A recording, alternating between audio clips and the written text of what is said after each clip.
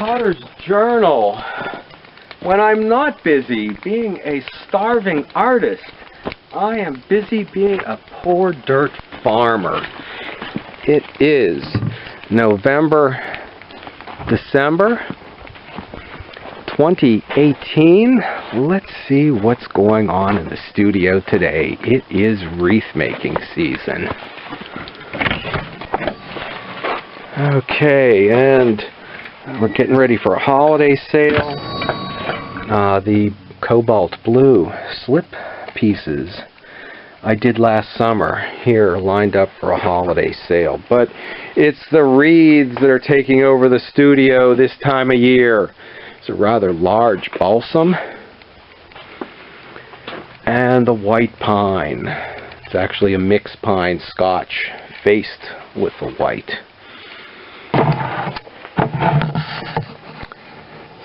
Okay, and I don't have any wreaths decorated right now. I've got to do that this afternoon. But the swags, bow, cones, some berries, cypress. Okay, and with the plaid ribbon. And I've done the arches before. But this is the first time I've added the cypress and the cedar to the balsam. And that really, with the natural green, seems enough decoration that it doesn't need any cones or berries.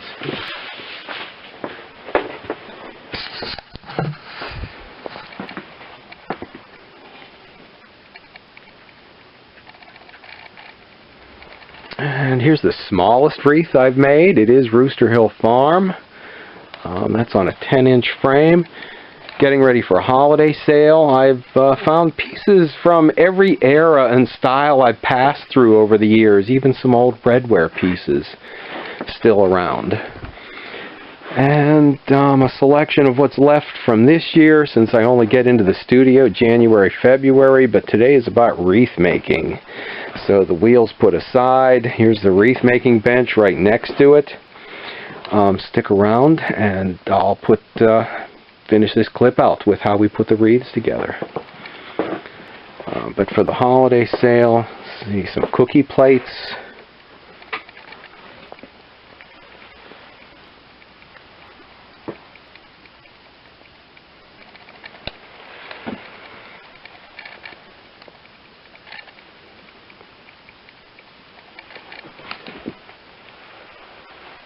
I'll be out of the studio for a couple months. I'll be spending the warm afternoons filling crates with branches of greens, and then the cool in the morning. Okay, yeah, just shipped in wreath rings. The cool of the morning, fashioning them into wreaths. 10 inch is about the smallest, up to a few 36-inch rings.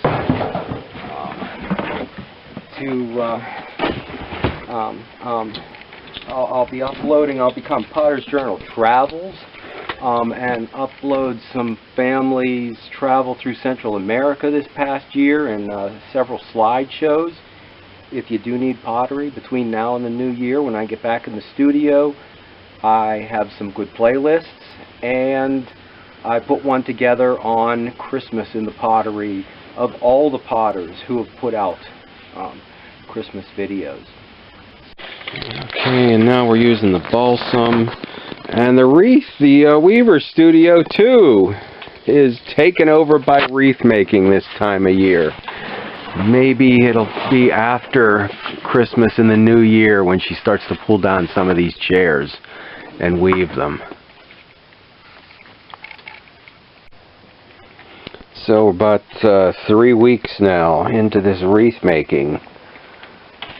It is moving along. Once I get about 10 lined up here on the floor, I will put them 5 on each arm and take them outside. The crates are emptying fast, and here's the bench where I make them. The rings, maybe we'll put one together real fast.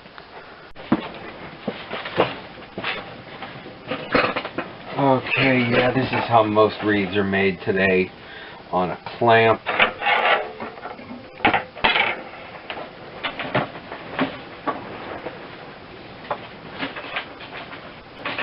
And I'm using mixed pine today, Scotch pine. It was once, I guess, the Christmas tree, but now where people have cut Christmas trees and the stumps have grown back into a bush, I will cut the greens from that for the wreaths. And mixed pine, so I'm using Scotch and white pine. And I use the white pine, makes a beautiful, elegant wreath, but it would take a ton of greens to actually make a wreath out of white pine. So I use the Scotch to bulk up, and now I'm closing the clamp. On the first clamp, I only close it halfway, because when I get down around to the last clamp, I will tuck the end of the greens under that first clamp and then close it completely.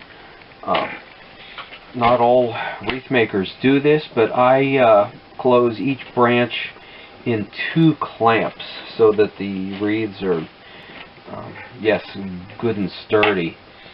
And yeah, they'll be, you know, out in the wind possibly, on somebody's light post or in a cemetery where they'll be beat by the wind the winter long. So yeah, they need to be secure in there.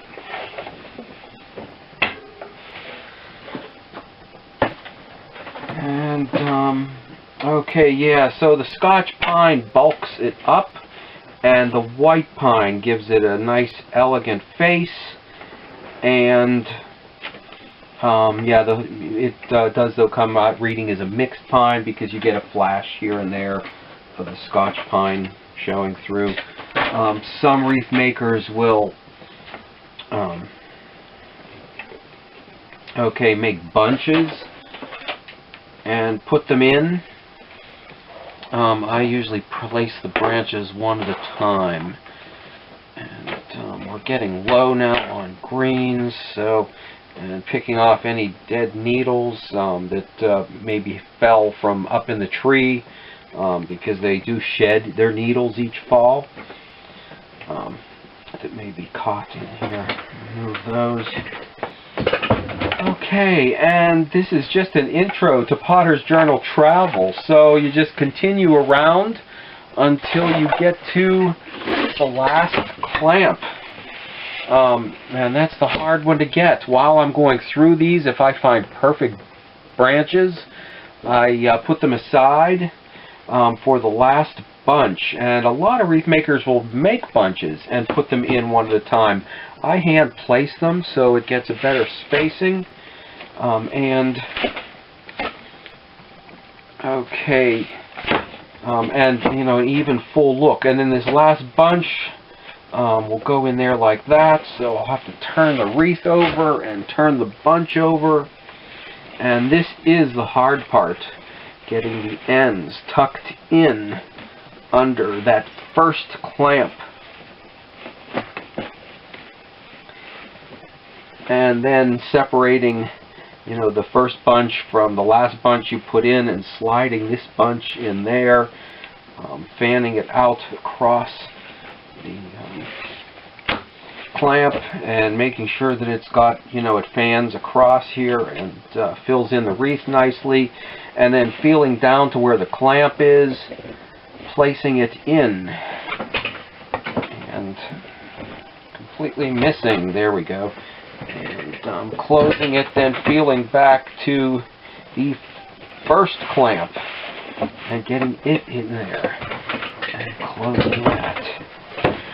Okay, and this will go on for quite some time. It's a cold day today, so today's a making the wreaths day today. The nice days are the days to go out and gather the greens, and as the wind blows through the pine, I imagine the sea breeze on from some of the year's travel. And 5 more here to complete an order. Might only be about 200 this year. Usually it's around 3. Wreaths, swags, greens, and garland. Okay, and in between wreath making, while we're out of the pottery studio, we have a small cut-your-own farm. So did you find a good one this year? We sure did. Okay. Okay, thanks. I sure say so. And here they are, a new field, only about 5 or 7 foot tall here, but out in the second field we've got some bigger ones. Okay, we're now moving well into December. It's probably time for me to send out Christmas or whatever holiday greetings you're celebrating in the New Year's.